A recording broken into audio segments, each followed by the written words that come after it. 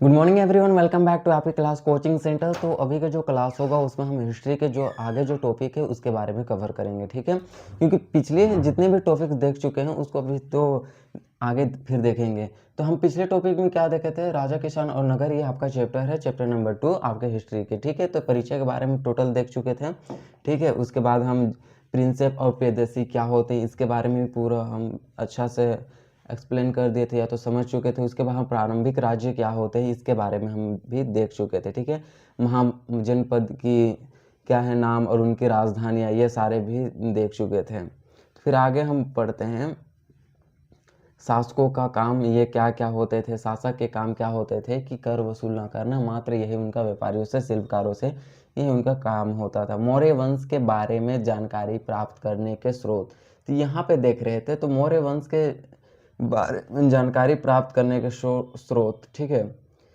तो इतने सारे जो स्रोत हैं जो कि मौर्य वंश के बारे में हमें जानकारी देते हैं, तो इसके तो हम पिछले क्लास में यहाँ पे समझा दिए थे कि जैसे कि मूर्ति कला हो गया, मौर्यकालीन समकालीन रचनाएं हो गए, जो मौर्य काल में ही बहुत सारे रचनाएं हुए हो गए। मेगास्थनीज के द्वारा लिखा गया इंडिका, चाणक्य का अर्थशास्त्र हो गया, जैन धर्म के बौद्ध धर्म ग्रंथ और बौद्ध धर्म के ग्रंथ, इन सब पत्थरों और अशोक के द्वारा लिखे गए अभिलेख शिलालेखों में हमें मौर्य वंश के बारे में अच्छा से जानकारी मिल जाता है। लेकिन हम वहाँ नहीं थे, हमें जानना था चंद्रगुप्त मौर्य। पिछले क्लास में हम बोल चुके थे आपको कि चंद्रगुप्त मौर्य के बारे में जानेंगे कि चंद्रगुप्त कौन थे। तो चंद्रगुप्त कौन थे और क्या कहते थे, वो किस तरह से अपने शासन पर विराजमान हुए थे। तो बात आती है 326 ईस्वी की। कितना ईस्वी की? 326 बीसी में।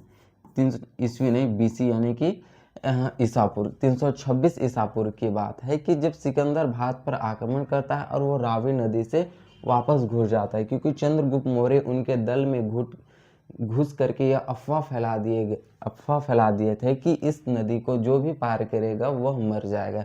जिसके डर से क्या हो गए, सिकंदर और उनके सेनापति सेल्यूकस, निकेटर, नियारकस, ये सभी ने नदी को पार करने से इनकार कर दिया कि हम रावी नदी को पार नहीं करेंगे, और वही जगह से उन्होंने वापस घूर गए। उसके बाद देखते हैं कि 323 बीसी में 323 बीसी में 323 बीसी में 323 बीसी में बेबीलोन में सिकंदर की मृत्यु हो जाती है। और 321 बीसी में चंद्रगुप्त मौर्य भारत के शासक अर्थात मगध के शासक बन जाते हैं। कहाँ के शासक बन जाते हैं? मगध के शासक बन जाते हैं 321 ईसा पूर्व में। कौन? चंद्रगुप्त मौर्य।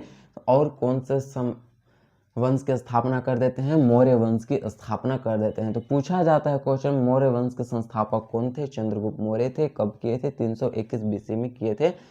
तो इसे किसको हटा करके, चंद्रगुप्त मौर्य किसको हटा करके शासन प्राप्त किए थे? तो ये था धनानंद नंद वंश के शासक धनानंद को हटा करके क्या कहते? चंद्रगुप्त मौर्य शासक बने थे। ये काफी क्रूर शासक था। धनानंद क्या थे? एक काफी क्रूर शासक थे। तो इसे हटा करके चंद्रगुप्त मौर्य शासक बन गया। और इनकी पुत्री का नाम था दुर्धरा। इनकी पुत्री का नाम क्या था? दुर्धरा से चंद्रगुप्त मौर्य विवाह कर लिए, ठीक है। फिर हम देखते हैं कि चंद्रगुप्त मौर्य बहुत सारे उपलब्धियां भी प्राप्त की, बहुत सारे युद्ध भी लड़े, युद्ध को भी जीत लिए। उनके प्रशासन को संभालने के अलग अलग क्षेत्र रखे गए। उनके जितने भी पुत्र थे उनके उत्तराधिकारी बनते गए। फिर आते हैं 305 बीसी में 305 बीसी अर्थात 305 ईसा पूर्व में क्या होते हैं कि चंद्रगुप्त मौर्य और सिकंदर के सेनापति सेल्यूकस निकेटर, कौन थे? Seleucus Nicator. आपको याद रखना है कि सिकंदर के दो सेनापति थे, एक था नियारकस और थल सेना का सेनापति था सेल्यूकस निकेटर। तो उसके बाद सिकंदर के बाद कौन थे? Seleucus Nicator. तो सेल्यूकस निकेटर ने चंद्रगुप्त मौर्य पर आक्रमण कर दिया कि नहीं, वो जो थे वो चंद्रगुप्त के द्वारा एक फैलाए गए अफवाह थे। इसी कारण से सेल्यूकस निकेटर जो है चंद्रगुप्त मौर्य पर आक्रमण कर देते हैं। लेकिन चंद्रगुप्त मौर्य भी एक तरह से बहुत ही योग्य और काफी शक्तिशाली शासक थे। मगध के सबसे शक्तिशाली शासक चंद्रगुप्त मौर्य थे। सेल्यूकस निकेटर से युद्ध लड़ते हैं।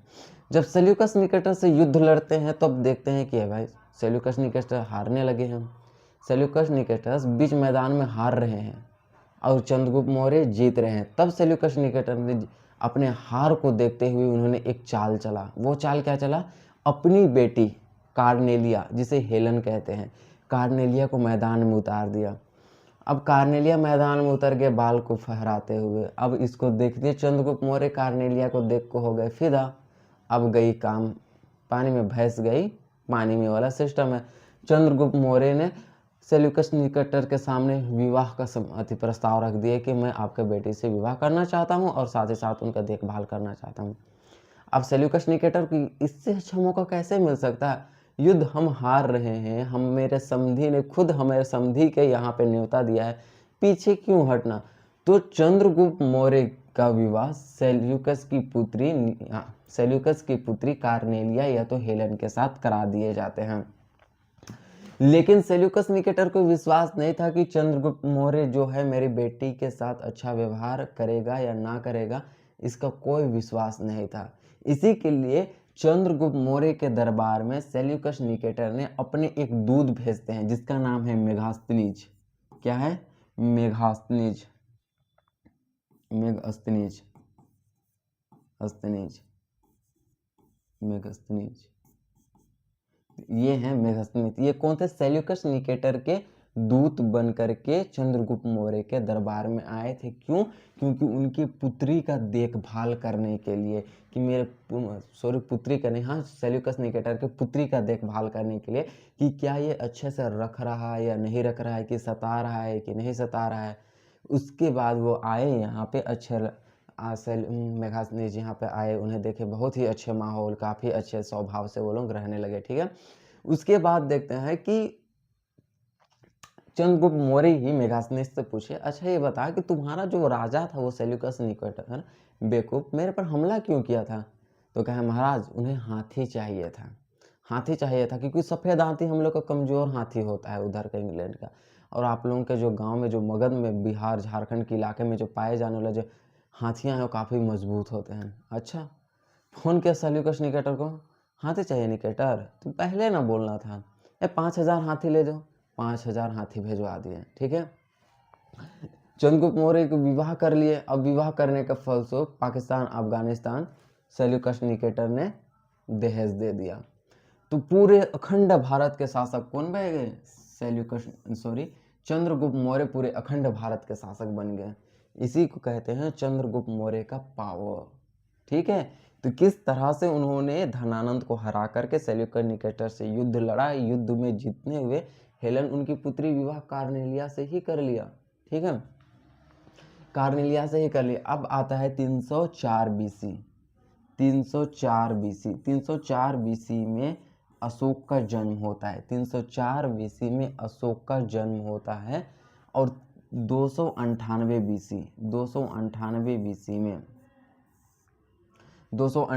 बीसी में श्रवण बेलगोला नामक स्थान पर चंद्रगुप्त मौर्य का मृत्यु हो जाता है। कर्नाटक में है, श्रवण बेलगोला नामक स्थान पर चंद्रगुप्त मौर्य की मृत्यु हो जाते हैं। समझ में आ गए? तो अंतिम क्षण में चंद्रगुप्त मौर्य जो थे वो जैन धर्म अपना लिए थे, और उसी जैन धर्म का पालन करते हुए संलेखना विधि से चंद्रगुप्त मौर्य श्रवण बेलगोला नामक स्थान पर अपना प्राण त्याग दिया। यही थे हमारे चंद्रगुप्त मौर्य के इतिहास। उसके बाद इसका बेटा बनता है बिंदुसार। बिंदुसार जो कि एक तरह से रंगीला शासक था, कोई काम का नहीं। बिंदुसार कोई काम का नहीं, और इसी बिंदुसार का बेटा का नाम था अशोक। क्या नाम था? अशोक, जिसे कोई शोक नहीं। और एक था सुसीम। सुसीम सुसीम और एक है अशोक।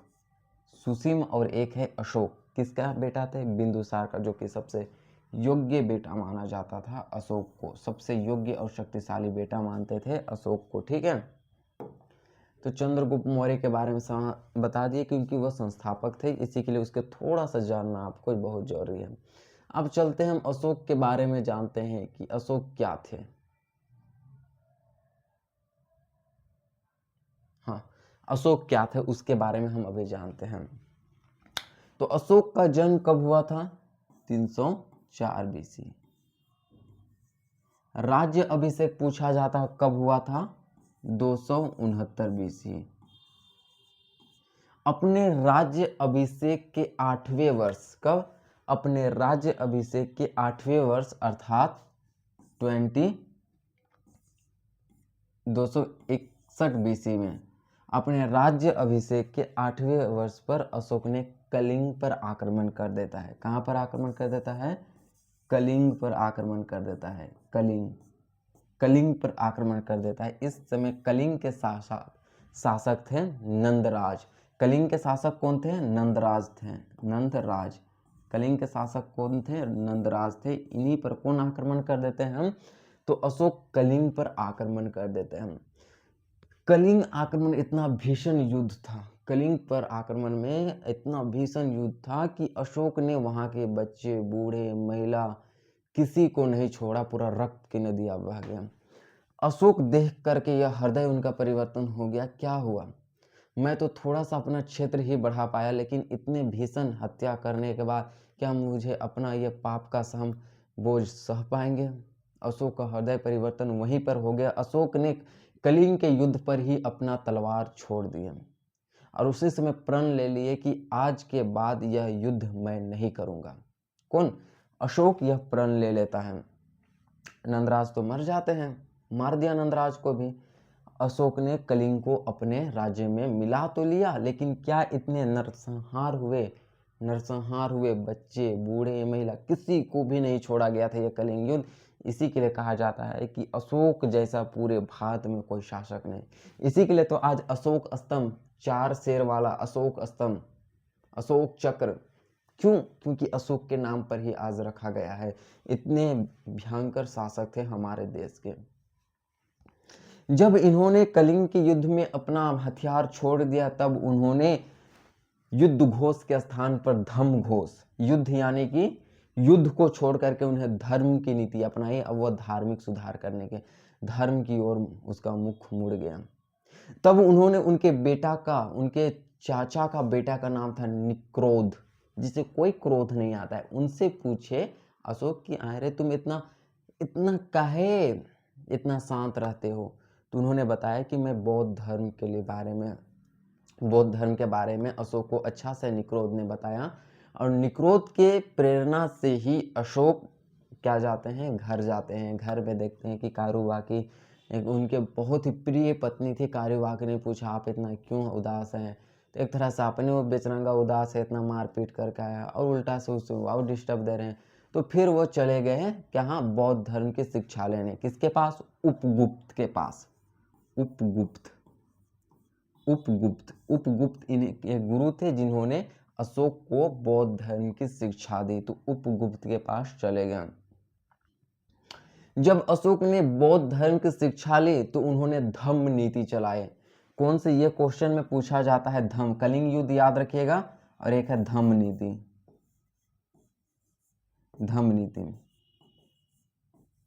धम्म नीति क्या है? अशोक की धम्म नीति क्या है? यह पूछा जाता है क्वेश्चन में। अशोक की धम्म नीति है, जब अशोक ने बौद्ध धर्म की शिक्षा ली तो अशोक ने धम्म नीति चलाई। धम्म नीति का मुख्य उद्देश्य था स्वयं पर नियंत्रण, स्वनियंत्रण। कोई भी व्यक्ति अपने ऊपर कैसे नियंत्रण पा सकता है, उसकी सारी शिक्षाएं अशोक के द्वारा दिए गए थे। और अशोक ने इसे छोटे छोटे शब्दों में एक अपने अभिलेखों में लिखवाया, और अभिलेखों के माध्यम से अपने शब्दों को पूरे भारत पर फैलाने लगे। कौन? अशोक। यही थे उनके धम्म नीति, स्वनियंत्रण पर आधारित थी। नियम कानून के एक ऐसी संस्था जो कि स्वयं के नियंत्रण पर आधारित थी, ना कि किसी भी व्यक्ति के दुराचार पर आधारित था। तो अशोक ने सभी धर्मों को बराबर मान्यता दी। बौद्ध धर्म को तो अपनाया, लेकिन बौद्ध धर्म के अलावे भी अशोक ने सभी धर्म को एक बराबर की मान्यता दिया, ना कि उस दूसरे धर्म को वह निरादर किए। कभी भी बौद्ध धर्म को अशोक ने राज्य धर्म घोषित नहीं किया, बल्कि उन्हें संरक्षित करने के लिए ज़्यादा धन दौलत मतलब दिए। जैसे कि एक है, कौन से गुफा हैं, जैसे कि 3 गुफा उन्होंने अशोक ने बौद्ध धर्म को दान में दिए थे। काफ़ी अभी याद नहीं आ रहे हैं, लेकिन याद आ जाएंगे तो हम बता देंगे, ठीक है। अशोक ने दान में बहुत सारे गुफाएं, धन दौलत बौद्ध धर्म के संरक्षण के लिए दिए, ठीक है। यह थे अशोक के धम्म नीति। जो कि काफ़ी क्वेश्चन में पूछे जाते हैं।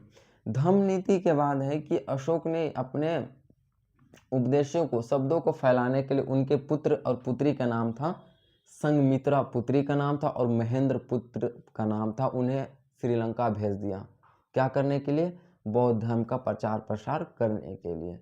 यही थे अशोक के धम्म नीति के समाप्ति। और कलिंग युद्ध के बारे में बता दिए हैं। क्वेश्चन में पूछा जाता है कि कलिंग युद्ध के बारे में जानकारी हमें कहाँ से मिलती है? तो कलिंग युद्ध की हमें जानकारी वहाँ के ओडिशा के कलिंग के शासक ही, ओडिशा को ही कलिंग कहा जाता था, तो ओडिशा के कलिंग के शासक थे राजा खारवेल।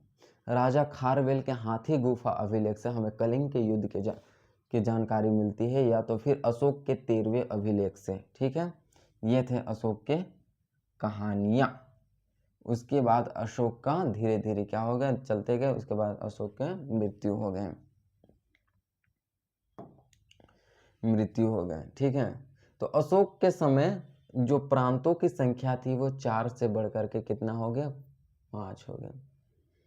एक क्वेश्चन है, अशोक ने जितने भी अभिलेख लिखवाए थे वो सर्वाधिक मात्रा में ब्राह्मी लिपि में लिखवाए थे और प्राकृतिक भाषा का प्रयोग किया था। भाषा था प्राकृतिक और लिपि था ब्राह्मी। जैसे कि हम लोग की अभी भाषा, हम लोग कभी एग्जाम देने नहीं जाते हैं तो वहाँ पे हम लोग के भाषा होते हैं हिंदी और लिपि होते हैं देवनागरी। उसी प्रकार अशोक के भाषा थे प्राकृतिक और लिपि थे ब्राह्मी। सर्वाधिक भाषा कौन से भाषा में अभिलेख लिखवाए थे? ब्राह्मी लिपि में लिखवाए थे, आपको पिछले क्लास में ही बता दिए थे। अब चलते हैं कि चंद्रगुप्त मौर्य के समय प्रांतों की संख्या कितनी थी? चंद्रगुप्त मौर्य के समय प्रांतों की संख्या 4 थी। चंद्रगुप्त मौर्य के समय प्रांतों की संख्या 4 थे, जो कि अशोक के समय बढ़ करके कितने हो गए? 5 हो गए। जो कि अशोक के समय बढ़ करके 5 हो गए। कौन से नए प्रांत जुटे? तो कलिंग है जो एक नया प्रांत जुटा। कौन सा? कलिंग एक नया प्रांत जुटा और अशोक के समय बढ़ करके प्रांतों की संख्या 5 हो गया। सबसे हम पहले देखते हैं कि कहाँ कहाँ। एक है पाटलिपुत्र, तक्षशिला, उज्जैनी, तोसली नहीं है, तोसली नहीं है, इसके जगह में आप लिख लीजिएगा, ये नहीं है, तोसली नहीं है, तोसली के जगह में है स्वर्णगिरी जो कि कर्नाटक में है। और एक है तोसली, यानी कि कलिंग को ही तोसली कहा जाता है। हाँ, कलिंग को ही तोसली कहा जाता है, हम भी थोड़ा सा भूल रहे हैं, कलिंग को ही तोसली कहा जाता है। उज्जैनी मध्य प्रदेश में, तक्षशिला पाकिस्तान में, पाटलिपुत्र मगध की राजधानी थी, और एक था स्वर्णगिरी जो कि कर्नाटक के दक्षिण भारत में थे। तो सबसे पहले आप इसे लिख लीजिए। साम्राज्य के प्रशासन के बारे तक ही आज तक इतने ही क्लास देखेंगे हम, आप इसको अच्छे से चला देते हैं। साम्राज्य का प्रशासन कैसे चलता था, ये लिख लीजिए।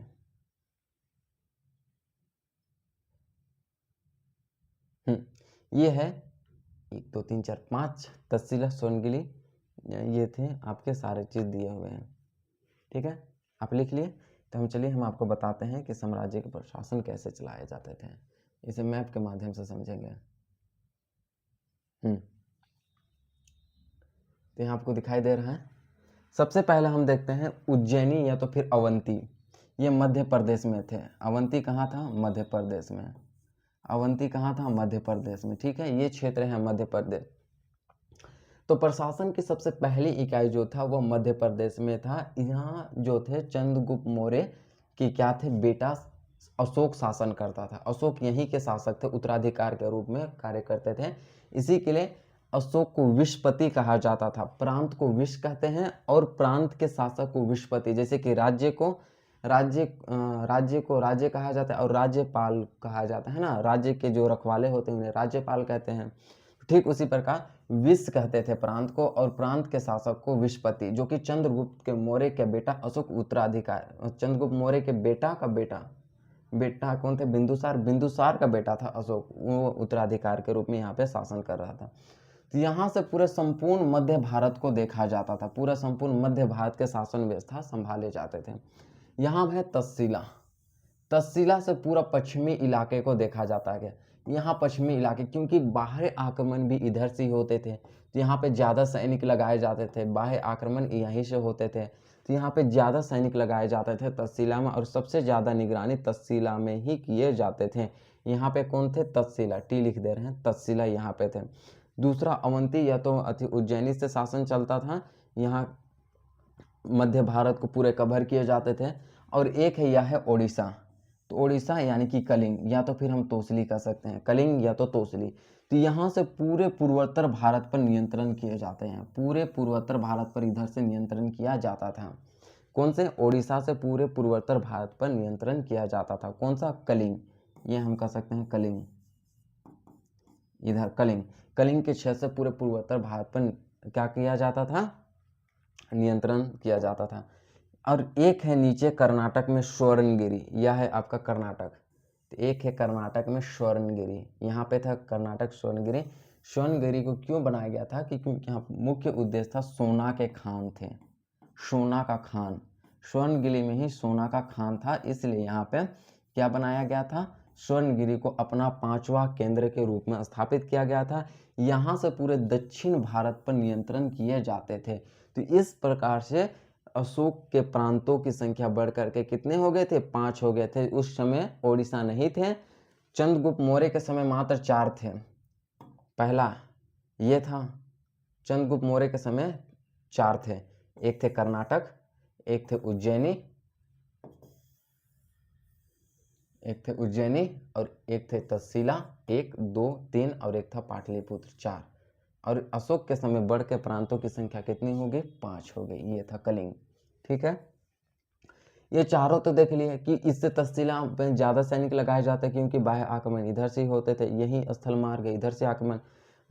उज्जैन या अवंती से पूरे मध्य भारत को देखा जाता था, दक्षिण भारत कर्नाटक स्वर्णगिरी से पूरे दक्षिण भारत को देखा जाता, ओडिशा से पूरा पूर्वोत्तर भारत को देखा जाता था। अंतिम जो आता था पाटलिपुत्र, पाटलिपुत्र जो कि मगध की राजधानी थी, पाटलिपुत्र।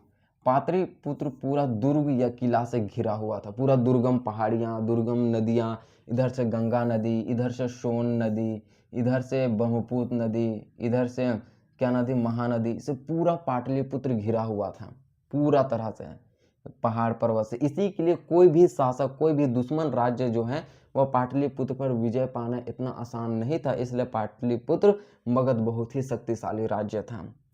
अंतिम जो शासन निर्णय जो लिए जाते थे वह किनके द्वारा लिया जाता था? पाटलिपुत्र में बैठे शासक महाराजा के द्वारा लिए जाते थे।